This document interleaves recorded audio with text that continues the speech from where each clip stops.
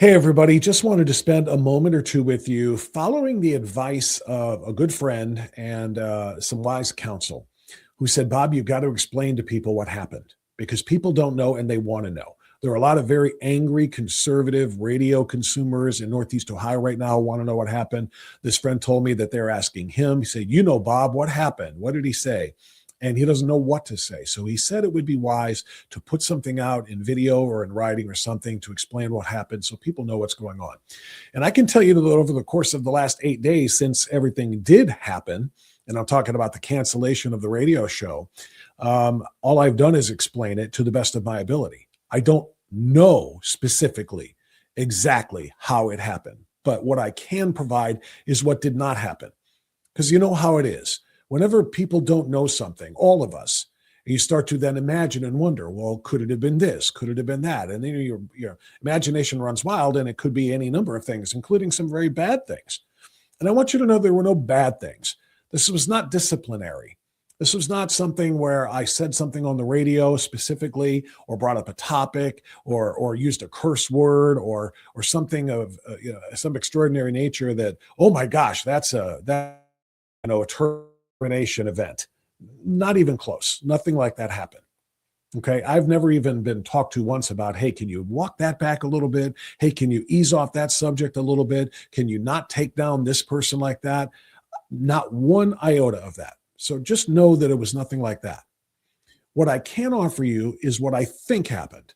And I'm not going to name names, and I'm not going to throw anybody under any buses, largely because it's irrelevant. You cannot unring a bell, and you cannot get toothpaste back into a tube, and you cannot wind back the hands of time and undo what was just done. So it would be irrelevant and unnecessary and useless for me to kind of point fingers. But I can just tell you that the radio station was very, very happy with this radio program and with the amount of revenue that was being generated. In fact, we were generating so much revenue at this station that it was covering for some of the failing stations in the other markets. And I got that directly from management. Everybody was happy. We were planning big things in 2026, including obviously midterm election plans, and it was going to be a fantastic year for us. This was within the past month. What I do believe happened, and I have no surveillance video or audio to prove it, or phone records or anything like that, but I believe that some powerful people in some powerful positions within the company decided they wanted a more moderate voice on the radio station 5 days a week. For personal reasons, I don't know. Political reasons, most certainly, because I am America first. I am pro-Trump. I am MAGA. That doesn't mean I'm 100%. Look, if you can find somebody that you agree with 100% of the time, you're looking in a mirror. Because literally, the only person any of us agrees with 100% of the time is the person who's having the thoughts and the ideas themselves. I think I'm right. If you can find a president that you agree with 85% of the time, you're doing damn well. And I do. And for the other 15%, I criticize Donald Trump. And again, nobody had a problem with any of those things. But the point I'm trying to make is, I believe that real hardcore America First conservatism is not desirable for some people. And those people wanted a less conservative voice in that slot and in that chair and on the air 5 days a week. You want to call it rhinoism, you want to call it squish, establishment republicanism, centrism, moderates, whatever you want to call it. Hardcore conservative radio was frowned upon in certain circles or in certain offices, and a decision was made from on high. That's all I will say, because I cannot say anymore. I don't know anymore. I just know where it came from and the only possible explanation as to how it came from there. And that's it. And like I said, I am out to make no enemies. I am out to burn no bridges. I am simply out to say the radio station, the program was going extremely well. The revenue was flowing. Sponsors were happy and everything was good. And then the rug was pulled out for, again, reasons that I can only speculate, but I don't have any smoking gun evidence to say anything more. What I do know is that we're moving forward. As I said on the day of, when I recorded a little video telling you what happened, to a lesser extent, is we're going to continue, strictly speaking, except now we're doing it online.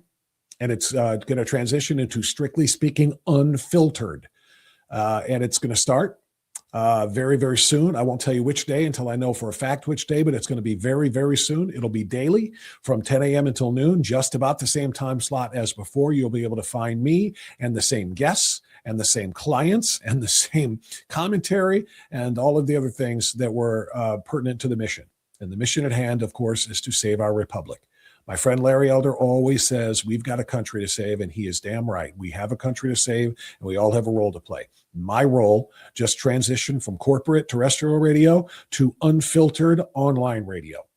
And I plan on doing my job to the best of my ability to inform, to educate, to advise, to present, and to shape policy with the extraordinary number of resources that I've been able to build over the course of the last 11 years. So I'm going to continue to do my part. Please do your part. I can't say it strongly enough. Go to your phone and download the app for Rumble. That's where the show is going to start online. I don't know if it's going to ultimately end there, but that's where we're going to be. Go download the Rumble app or go to rumble.com and look for Strictly Speaking Unfiltered. You'll find me, and you can click follow or subscribe. And then, like I said, just tune in and buckle up, because we are going to have an awful lot of fun doing what needs to be done the way that only we can do it.